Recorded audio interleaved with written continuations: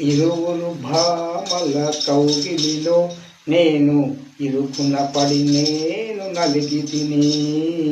ఇరువురు భామల కౌగిలిలో నేను ఇరుకున పడి నేను నలిగి తిని.